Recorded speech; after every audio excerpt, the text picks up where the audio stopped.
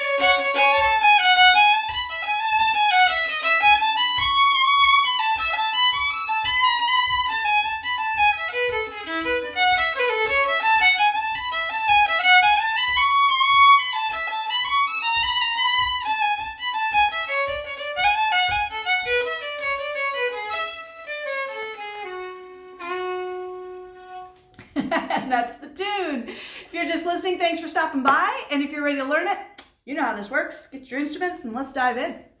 All right, so you could probably hear as I was playing it through, this is one of those sunshine and shade tunes where the A section is shady in minor and the B section is major. The sun comes out, you can hear it's a lot brighter. So these are relative keys. Oh boy, same key signature. F sharp minor in the A section and A major in the B section. 3 sharps in both cases. All right, so as we dive in here, the thing to keep in mind about this tune, it sounds very like, ooh, mysterious and floaty. And part of what's contributing to that, actually a lot of what's contributing to that, is the rhythm. All right, and you'll hear it because I'm about to play the A section through slowly without a lot of bells and whistles like we do here on Tune of the Month. And I want you to listen for the rhythm. We've, in past Tunes of the Month, done tunes that have ties over the bar line. This tune has them everywhere.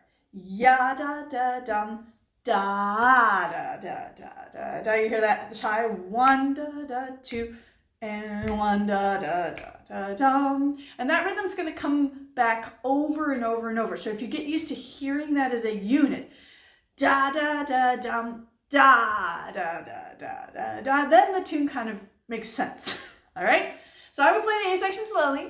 You can even play along with me if you like. See if you can start sounding it out. Here we go. 2 A's, 3, 4 is the rhythm.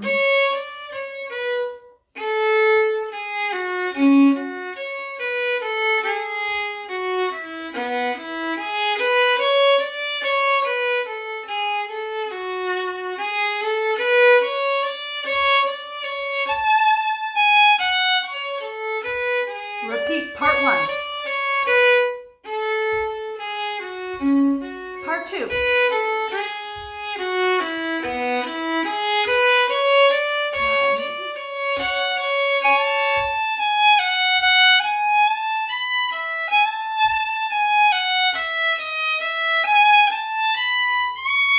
And off into the B section. All right, so did you hear that rhythm with the tie start to happen? Yeah? And don't worry if you, at the ending, you went, whoa, whoa, whoa, that's new. You're right, there's a second ending that gets you onto the B section rather than repeating the A, because we got to change keys. Don't worry about that right now. We'll jump off that bridge when we get to it. All right, so let's go back to the beginning. I'm going to play part 1 slowly, just by itself. This is the theme of the tune. And I'm going to start right on the downbeat for right now. Ready? Listen for that rhythm. 3, 4, 1.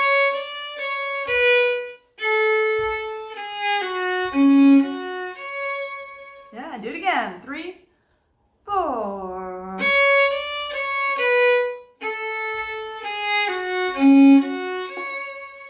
Again, see if you can notice some patterns. It's a neighbor tone, continues down the scale, and then this part. It's basically outlining an F sharp minor chord, the 5th, the root, and the 5th. C sharp, F sharp, C sharp. Ready? Part 1. Neighbor tone down, 2, 3. There you go. One more time. Catch that tie. 3, 4. Big little tie note. Good. All right. So hopefully you're getting it. If you need a few more repetitions, just go ahead and rewind the video. I would love to play with you as many times as you need to get it. It's my great pleasure and the magic of the internet. All right. I'm going on to part 2. It's going to follow a similar kind of pattern. Only instead of descending from the C sharp, now I'm going to descend from the B. And this just goes straight down the scale.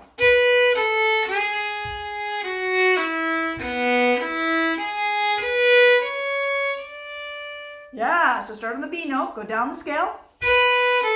Here's your tie.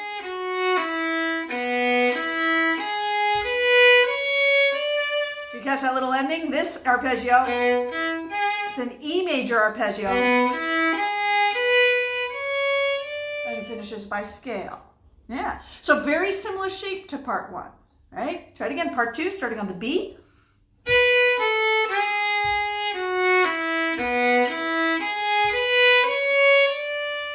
Pretty good. If you need more reps, just rewind. I'm going on. Part 1 comes back. This is a little bit, I call it part 1 prime. It's just a little different from the beginning. Instead of having the neighbor tone, I'm going to go straight down the scale.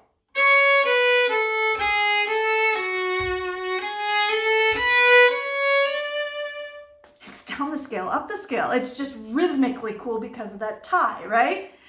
Down the scale, tie. Up the scale. Try it again. Part 1 prime from the C sharp. Down the scale.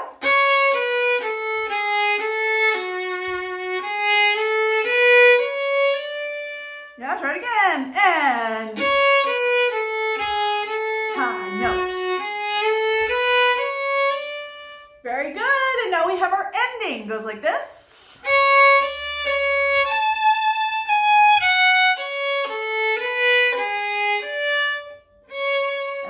Resolves back to the A section. Do that again.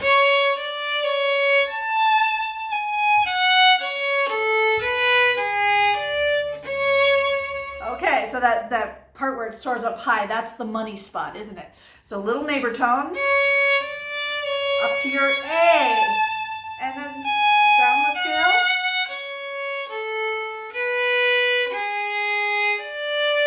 Okay, so there's the moment you gotta watch. There's that little crunchy interval. We call it a tritone.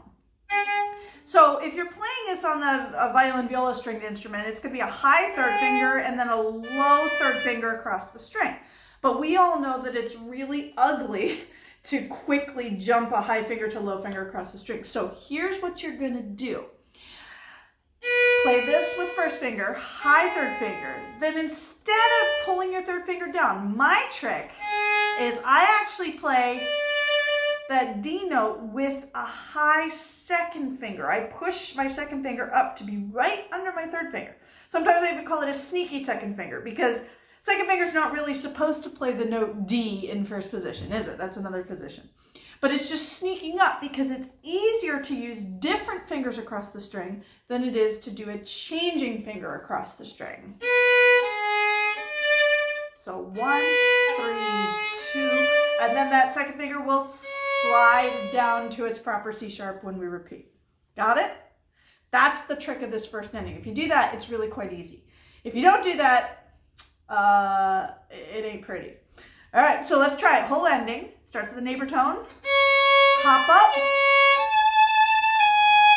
Here it comes.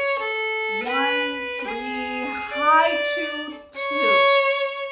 Now Not bad. Do it again. First ending. 1, 3,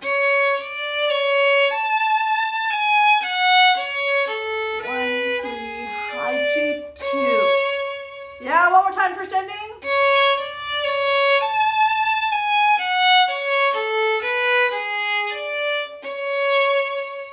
Yeah, and that's the whole A section, at least the first time through. Let's put it all together, shall we? Go back to part 1. It starts with the C sharp neighbor tone. Ready? And downbeat.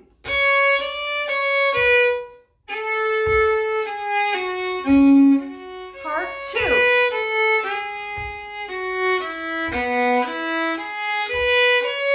Part 1 prime down the scale. First ending.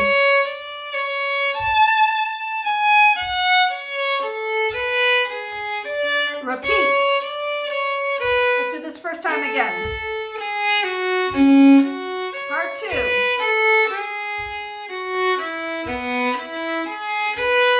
Part 1 prime.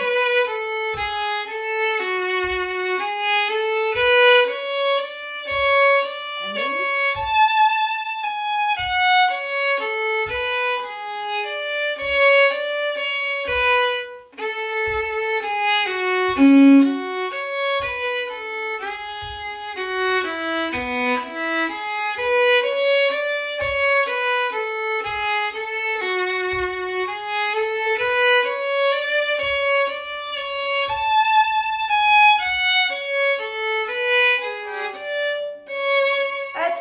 So we're just looping the A section quite a few times there, right? And that's a good way to practice the A section to get it feeling comfortable.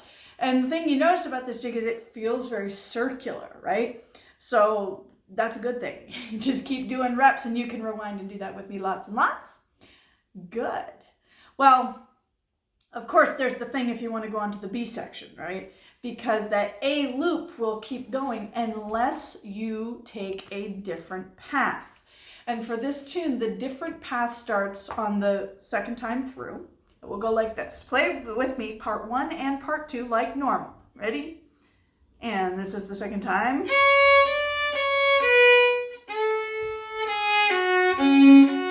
Part 2. Okay, listen, here's a variation.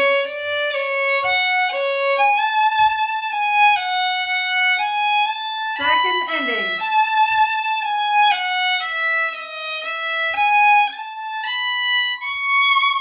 Yeah, so there's a part 1 true variation that goes into the second ending.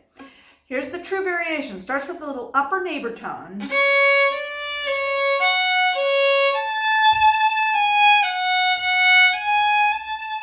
Notice it's the same rhythm as usual in the part 1's is, but this is a variation because it's going up sooner.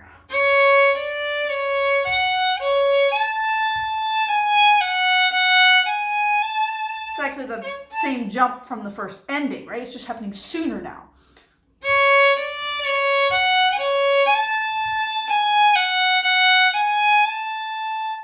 Yeah, not bad. Here's the second ending, one of my favorite parts.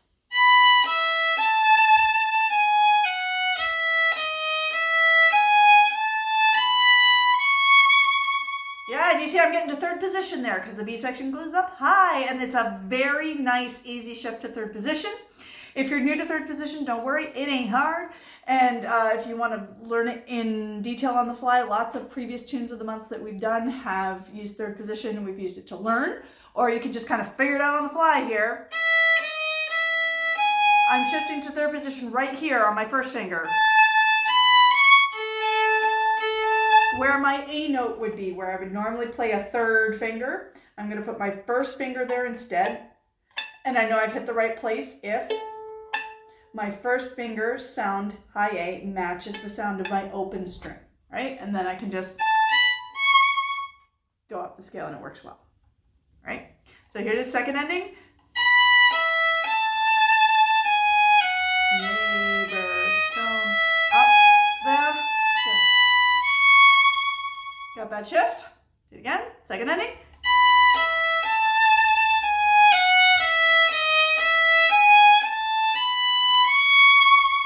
There we go, again.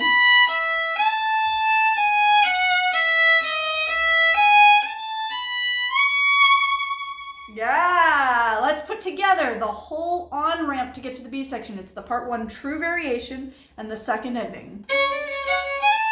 3, 4.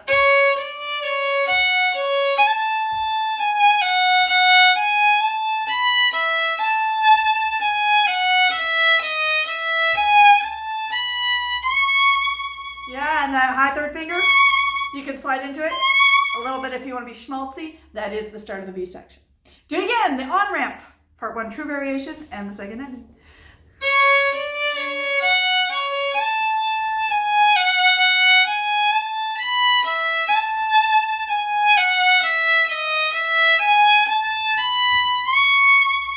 There you go. Now you really have the whole A section, not just the section that will loop itself, but also the path out of it onto the B section where the sun comes out to A major. Okay, so let's put together 2 whole A sections. The usual A section, you know, part 1, part 2, part 1 prime, first ending. And then on the repeat, we'll go part 1, part 2, and then our on-ramp, true variation and second ending going up to third position. Okay? Now, as we do this, usually we would get comfortable with this first and then start putting in little decorations and stuff of that sort. But I'm going to talk about it now because it's a really circular tune. And as you start to play it, it's fun to start putting in right away. You'll notice that I'm not using a whole lot of left hand ornaments. This tune I tend to keep very pure. Maybe you hear it differently, which is great. I mean, gosh, I'm sick of my own interpretations of tunes all the time. Try some extra ornaments, but if you want to copy how I play it, or emulate, shall I say, I'm using very simple, really only hammer-ons. And I tend to do it on the long notes, which in this tune are often ties. Which means, yes, if you're thinking with your artistic fiddle brain, I'm using the hammer-ons to help emphasize the tied notes.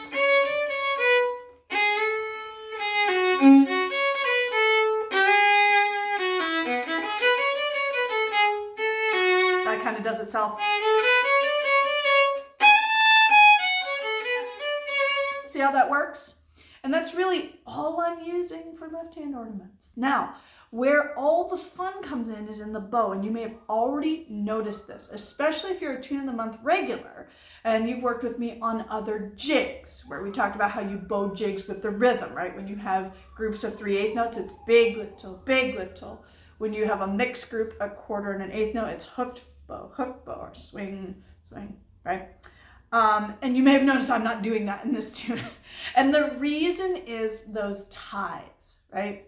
When we tie 2 notes together, what we're doing is messing up how the bow falls with gravity, right? Usually we want downbeats on the down bow, and then if there's an even number of notes, the next downbeat will be down bow as long as we don't put any extra slurs in that muck things up.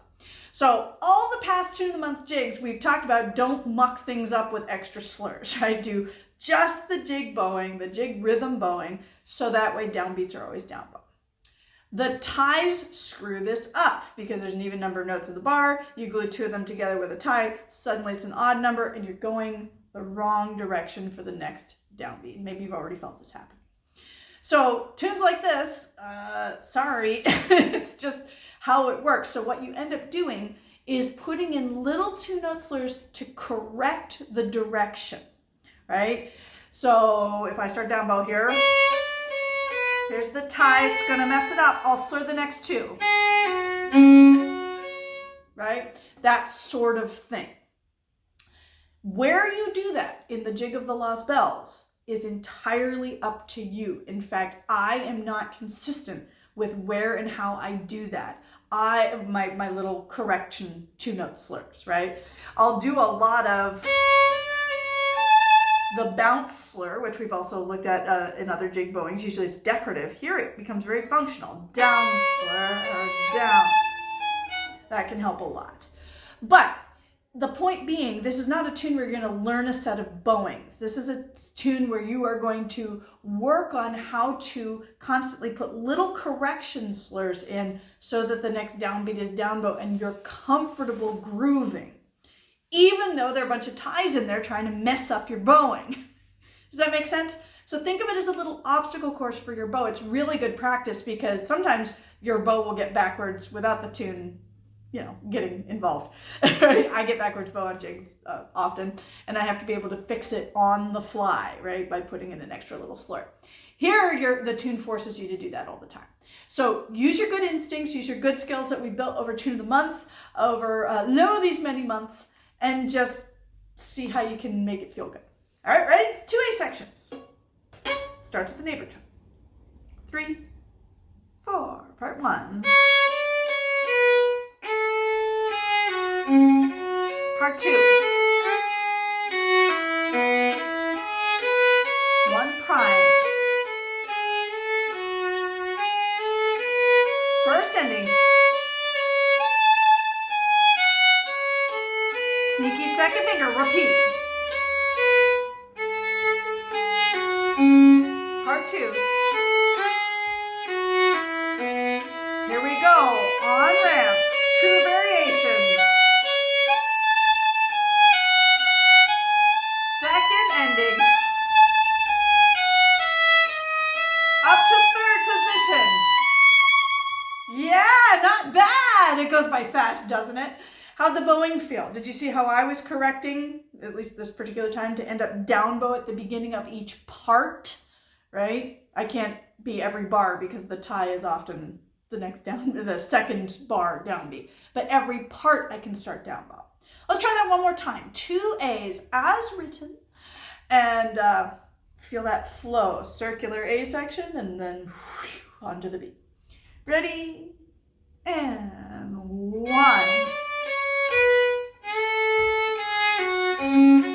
Part 2. Part 1 prime. First ending. Sneaky second, repeat.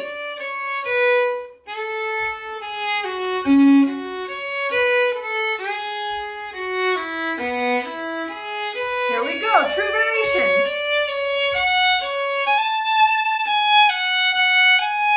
Ending.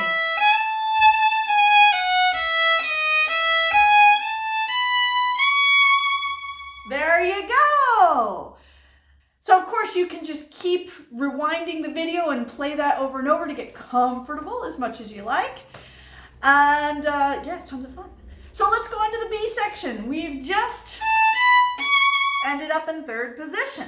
I'm going to play the whole B section through so you can get a feel for it. And now that you've got the A going in your brain and your body, you're going to hear some very similar patterns coming back in the B section, right? It'll be a part 1, part 2, variation ending, part 1, part 2, and then an on-ramp, a second ending that goes back to the A. Ready? I'll play it slowly. And I'll play B section.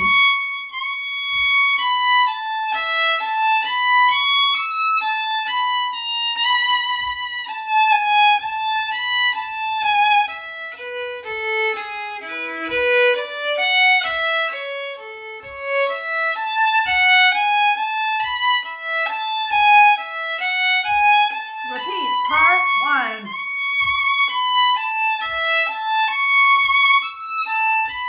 Part 2.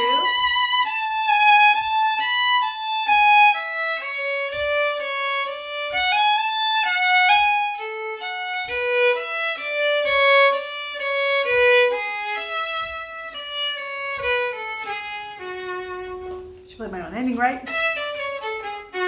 But there it is. You feel how it starts to be very similar flavor to the A section. Now, of course, we're in major, so it's much brighter, A major. Here we go, part 1. And you'll actually find this easier to play with 2 pickups, I think. Starting on your first finger in third position.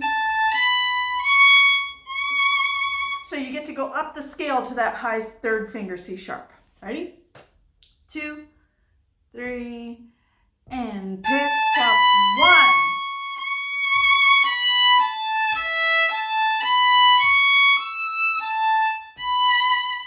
So it's very A major. Do it again. 2 pickups up the scale. 3, 4.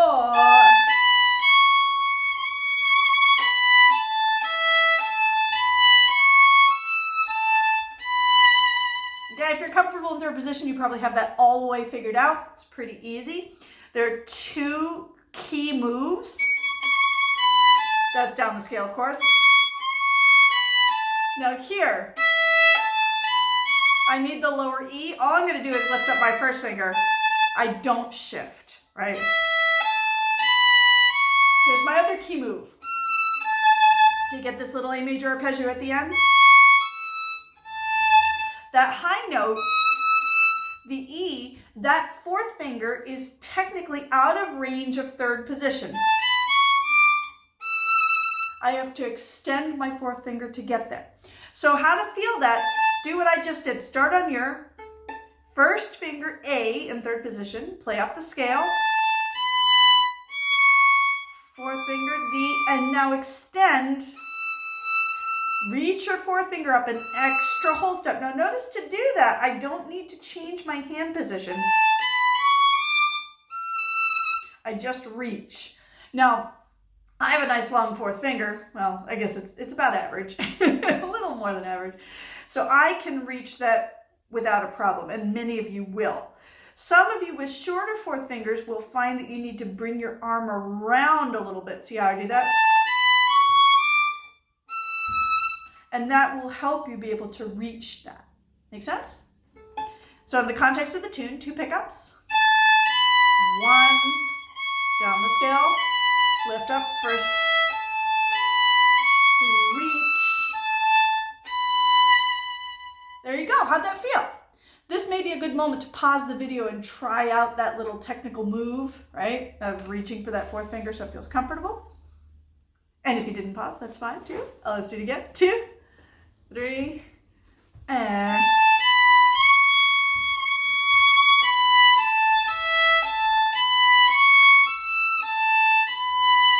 One more time, part 1, 3, 4, and 1.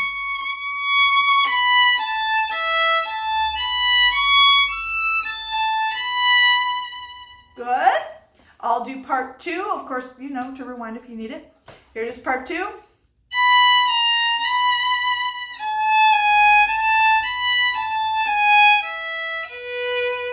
Okay, so again, based on the B note. And you notice I have to get down to 1st position. Right here.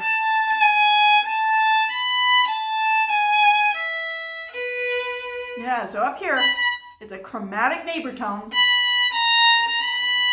Now I'm going to shift back to 3rd position, put my regular 3rd finger on my regular A.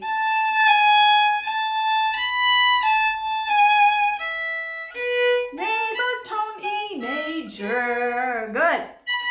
Go up to 3rd position. If you don't know where to find that B, always test your first finger A. There it is. And then put down your 2nd finger a whole step away. That's your B. The start of part 2. Shift down. One more time. Find your B, part 2.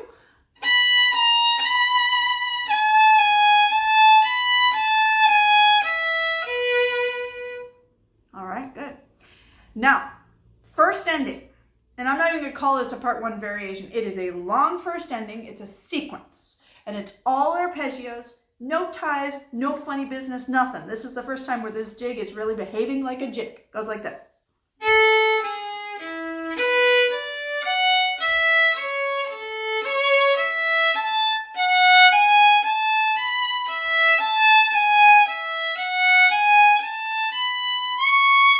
So it's all big. It's all big to make it swing. Don't worry if that felt long. We're going to break it up. So it starts with a little, almost an A major arpeggio, has extra leading tone. B minor, back to A major. That's the first half. Straight arpeggios, almost A, B minor, absolutely A. Let's try it. Almost A, B minor, actually A. Don't you love that when tunes just cut the funny business? Let's do it again. Almost A.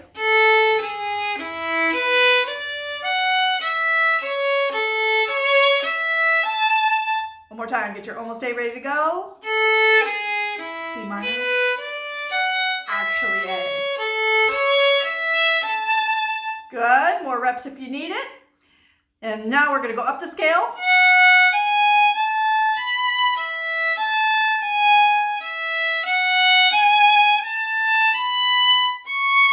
And notice on that last scale, I take the same shift as before into third position. Where my third finger would play, I'm going to play that instead with my first finger. And I'm back ready to start the A section again. All right, here's the very end of that sequence, up the scale.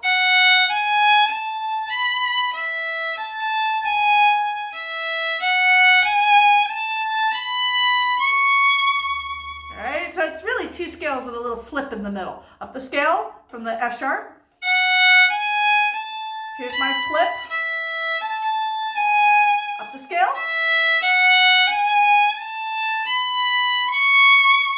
Good, try that one more time.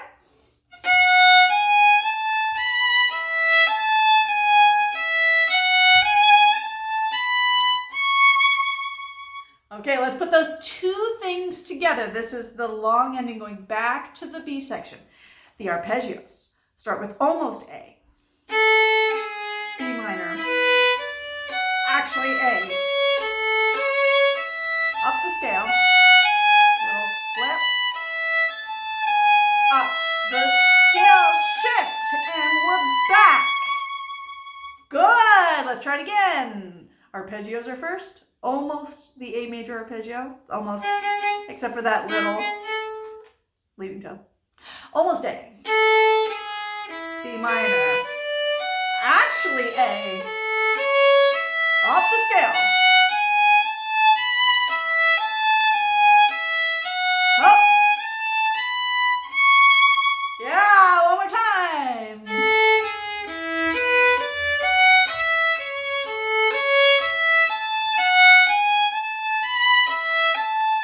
Up. Part one. You remember it? Reach 4. Part 2.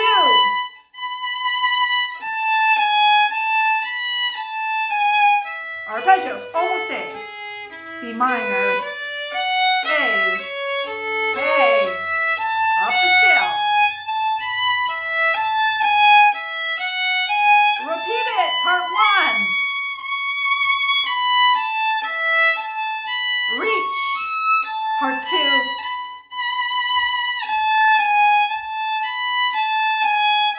Arpeggio.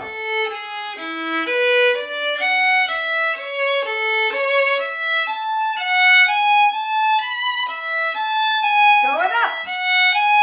One more time, part 1.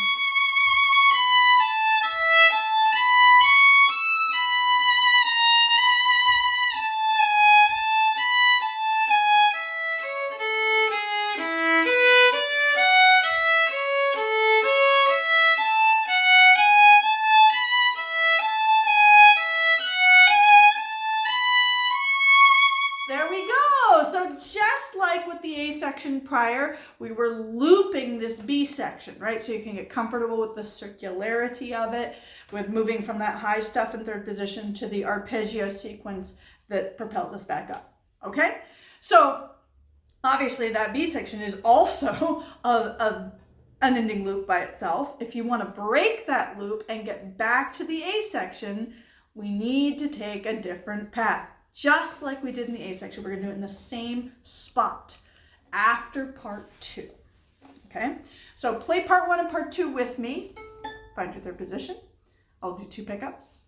3, 4. Part 1.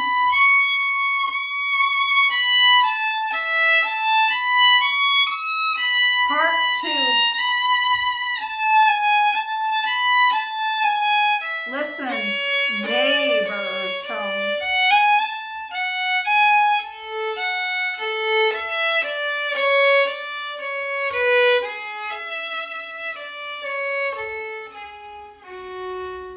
Do you see how that's darkening back to F sharp minor, the A section? Yeah. So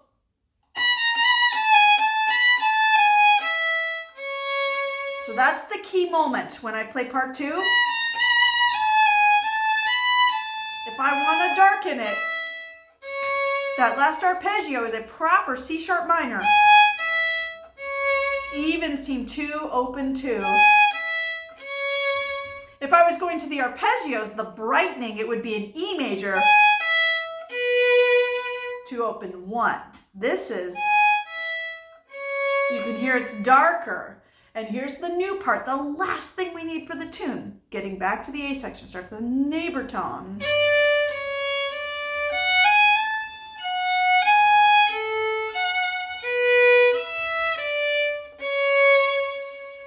It's a little hemiola. Man, I was really thinking rhythm when I wrote this, wasn't I? Here it is, neighbor tone, starting on your D note.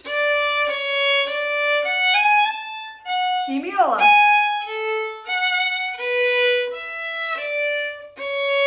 Yeah, so take a second to sound out those intervals. I'm not even going to talk too much about the notes, just sound it out.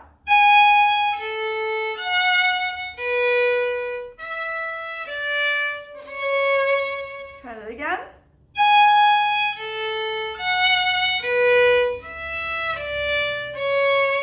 And you can think whatever you like about that pattern. Give it a name, something that recognizes, you can call the chord. I think about 2 open going to 1, 1.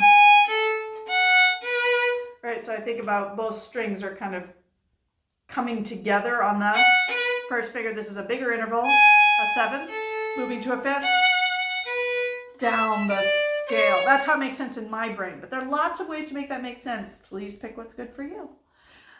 Let's do that whole part. Neighbor tone.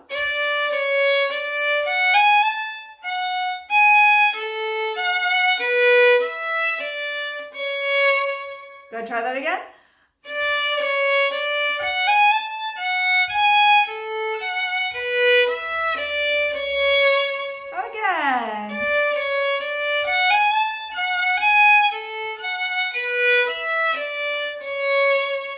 Good, and where we just landed is the very last second ending going back to the A.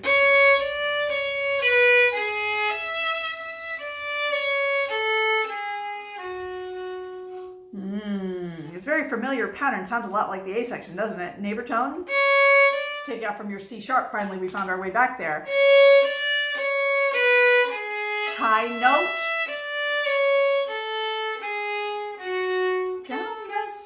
F sharp minor at the end. Do it again.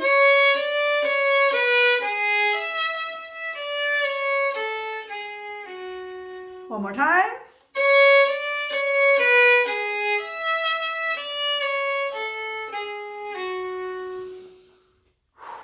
Let's put together the whole on-ramp getting back to the A section.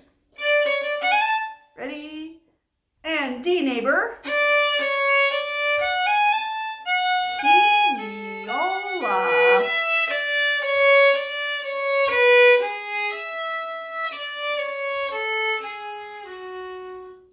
And then back to the A. One more time.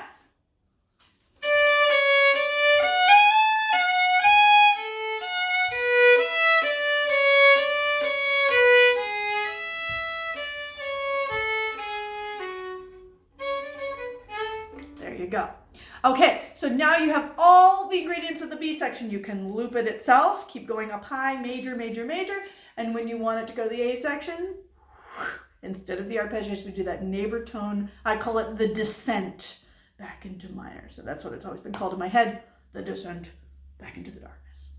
All right, let's try 2 Bs, 4 realsies. All right? I just said that, didn't I? We'll never speak of this again. 2 pickups, find your third position. 3, 4, part 1. Reach 4, part 2. Shift down to first. E major arpeggios, almost A. B minor. A. Up the scale. Up the scale, shifting back up. First part.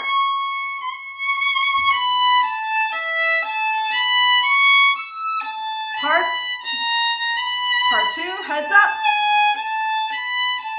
E minor.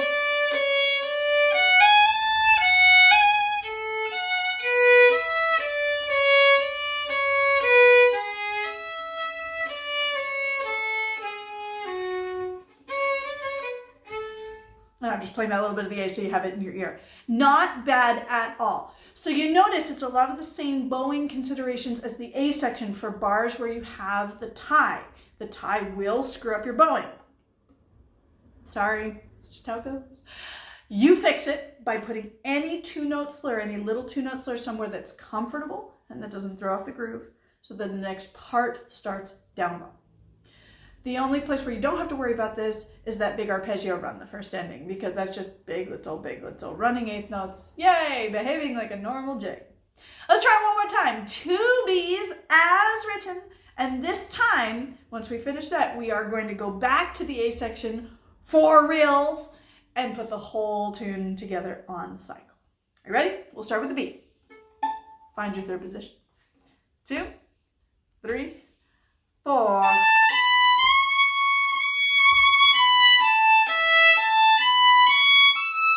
Part 2, shift down. Here it is, arpeggios.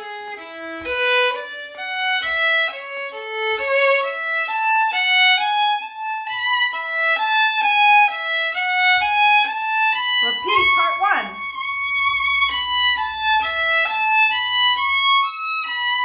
Part 2, heads up, descent.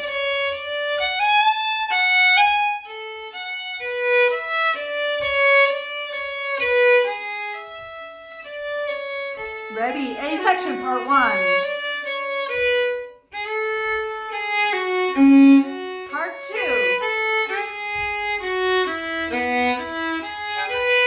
Part 1 prime. First ending. Sneaky second finger, repeat.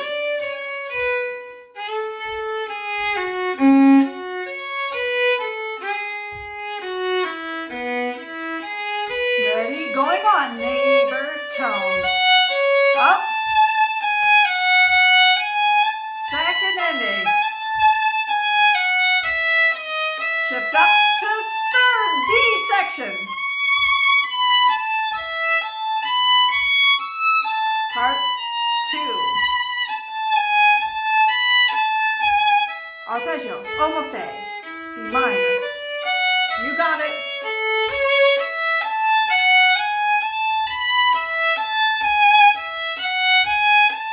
Repeat.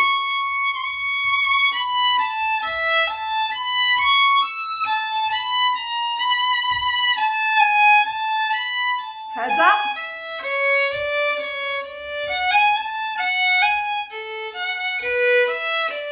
Second ending.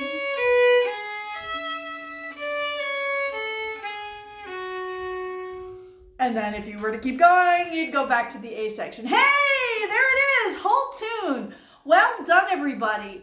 So it's kind of fun on Tune of the Month. We like to do lots of tunes here that follow the norms, the patterns, the long established traditional forms of fiddle music.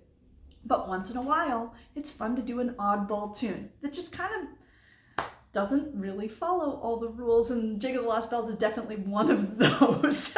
We've done a few on Tune of the Month, and they're fun because they make all the other ones that follow the patterns feel comfortable and friendly and familiar, and then they, the oddballs, feel cool and weird and different, and it's really nice to have a mix. The better you know those regular forms, the less you can be bothered by these, kind of crazy tunes.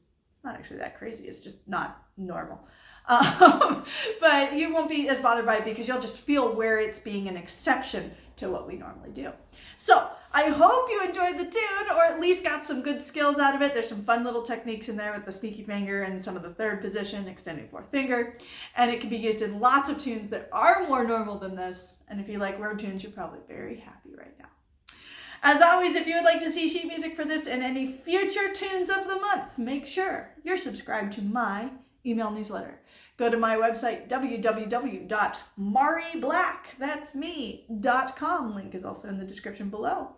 And click sign up for the monthly email newsletter, in which I will always send out the sheet music for the current tune of the month. My special little gift to those of you who like to stay in touch. So if you're already subscribed, you already have Jig of the Lost Bells found in your inbox. And if you're watching this in the future, hope it's nice there. And there will be future Tunes of the Month coming to your inbox very soon. Hope you had fun. Come back next month. We'll play more tunes. Bye.